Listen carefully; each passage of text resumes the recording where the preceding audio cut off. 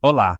Hoje vamos falar sobre empresas que pagam dividendos de forma consistente há décadas e que, além disso, os aumentam todos os anos. Estamos a falar dos chamados aristocratas e reis dos dividendos. Estes nomes não são só para impressionar, são empresas sólidas, com reputação no mercado e muitos anos de história. Vamos ver quem são, o que as diferencia das restantes e por que despertam tanto interesse nos investidores. Fica conosco até ao fim para descobrires como evitar os erros mais comuns ao escolher ações com dividendos e não caíres na armadilha dos rendimentos elevados que escondem prejuízos. Dá um like e subscreve o canal. É uma forma simples de apoiares o nosso trabalho. Imagina uma ação que não só gera rendimento, mas que o faz de forma constante, ano após ano, independentemente de crises ou recessões. É isso que os dividendos oferecem. São uma parte dos lucros que a empresa distribui pelos seus acionistas. Podemos vê-los como uma espécie de recompensa pela confiança e pela participação. Mas os dividendos não são só um bônus agradável, são também um sinal da maturidade da empresa, da sua estabilidade e de como valoriza os seus investidores. Quando uma empresa paga dividendos com regularidade, isso significa que está a gerar lucro e que não precisa de reinvestir tudo para continuar a crescer. Pode partilhar os lucros sem pôr em causa o seu desenvolvimento. Isto é particularmente importante para quem procura rendimento passivo, mas há um detalhe: nem todos os dividendos são confiáveis.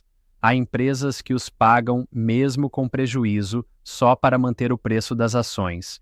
Outras pagam de forma constante, mas não evoluem. Por isso, é essencial saber em que empresas devemos focar-nos. Os aristocratas dos dividendos são empresas que aumentam o valor dos seus dividendos todos os anos, sem falhar, durante pelo menos 25 anos.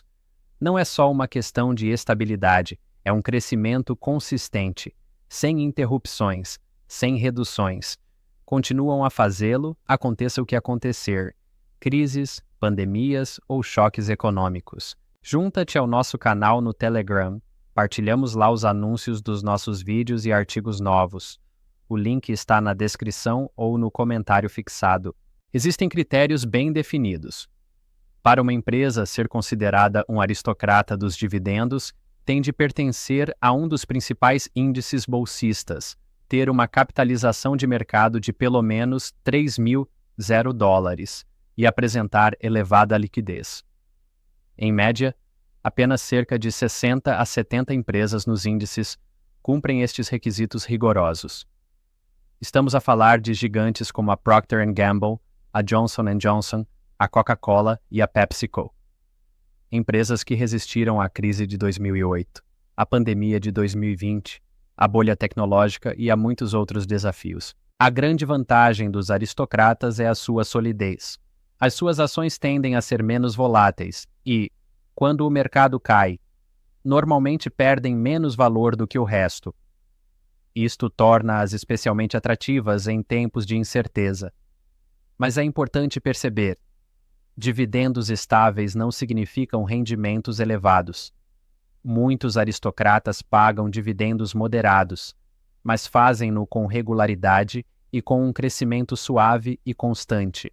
Agora, se os aristocratas representam confiança, os reis dos dividendos são verdadeiras lendas. São empresas que aumentam os seus dividendos não durante 25, mas durante 50 anos seguidos. Meio século.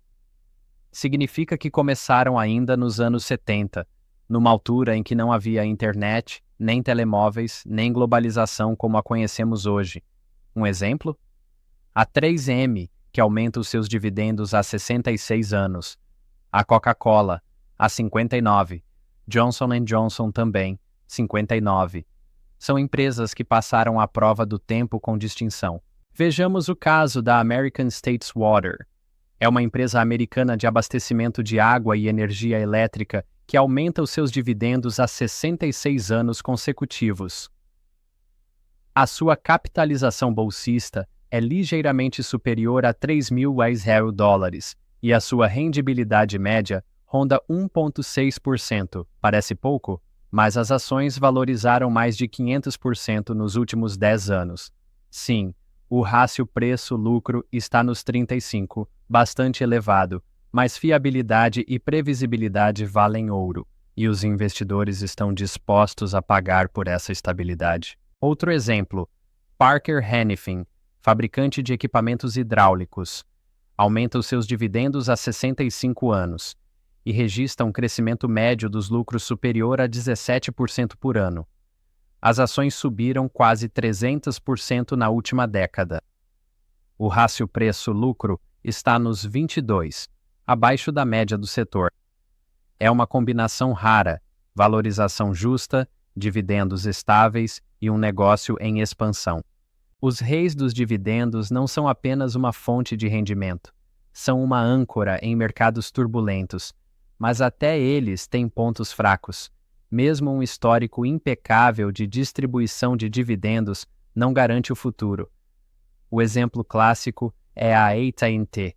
Durante anos foi considerada uma empresa de referência para quem investia em dividendos, até que, em 2022, cortou o pagamento para metade devido a reestruturações e quebra de receitas. E muitos investidores particulares não estavam nada à espera. Para evitar esse tipo de surpresas, é fundamental analisar os indicadores base: fluxo de caixa livre, nível de endividamento, proporção entre lucros e dividendos. Se uma empresa está a gastar mais do que ganha e mesmo assim continua a aumentar dividendos, isso é um sinal de alerta. Um exemplo: em 2019, a ExxonMobil pagou 14.700 milhões de dólares em dividendos, mas o seu fluxo de caixa livre foi de apenas 5.400 milhões. A diferença foi coberta com dívida, que duplicou em 2 anos. Isso não é sustentável. Por isso é importante olhar para o rácio entre dívida líquida e EBITDA, ou seja, os lucros antes de juros, impostos, depreciação e amortização. Este indicador mostra quantos anos seriam necessários para a empresa pagar a sua dívida com os lucros operacionais. Quanto mais baixo for o valor, melhor. Se estiver acima de 4 ou 5, é motivo para redobrar a atenção. Publicamos um novo artigo no nosso site. Lá encontras conteúdos gratuitos sobre ações, obrigações e ETF, desde o nível iniciante até o avançado. Passa por lá e guarda o site nos teus favoritos. Se não queres analisar empresas por conta própria, existem fundos cotados, ETF, especializados em ações com dividendos. Estes fundos incluem dezenas de empresas fiáveis, com histórico comprovado de pagamentos regulares e crescimento. Assim, qualquer investidor pode aceder ao segmento de dividendos sem ter de escolher ação por ação. A grande vantagem dos ETF está na diversificação automática e na poupança de tempo. Em vez de ler todos os relatórios financeiros, compras uma parte de um portfólio construído com base numa estratégia clara. Mas não te esqueças das comissões de gestão. Alguns fundos cobram cerca de 1% por ano, o que pode reduzir os lucros no longo prazo. Outra alternativa é construir o teu próprio portfólio. Dá mais trabalho e exige conhecimento dos principais indicadores, mas também dá mais controlo. As análises de especialistas são úteis, especialmente aquelas que avaliam tanto a estabilidade dos dividendos como o potencial de crescimento. Costuma dar-se preferência a setores com fluxos de caixa estáveis, como saúde, telecomunicações, energia, serviços públicos e imobiliário. Dentro deste último, os REIT, fundos de investimento imobiliário, são especialmente interessantes porque, por lei, têm de distribuir até 90% dos lucros em dividendos. Mas mesmo com as melhores empresas, a diversificação continua a ser a regra de ouro. Não apostes tudo em reis ou só em aristocratas. O mercado muda. O portfólio ideal combina estabilidade com crescimento. Investidores experientes distribuem os ativos por setores, regiões e estratégias. Alguns investem 20% em ações com dividendos e 80% em obrigações. Outros fazem o contrário. Tudo depende dos teus objetivos, do horizonte temporal e da tua tolerância ao risco. Para terminar, lembra-te disto. Dividendos são apenas uma das ferramentas no mundo dos investimentos. Não garantem lucro. Fazem parte de uma estratégia. E só quando combinas análise fundamental, compreensão de mercado e visão de longo prazo é que consegues obter resultados consistentes. Dá like no vídeo, subscreve o canal e apoia o nosso trabalho através da plataforma de membros. O link está na descrição ou no comentário fixado.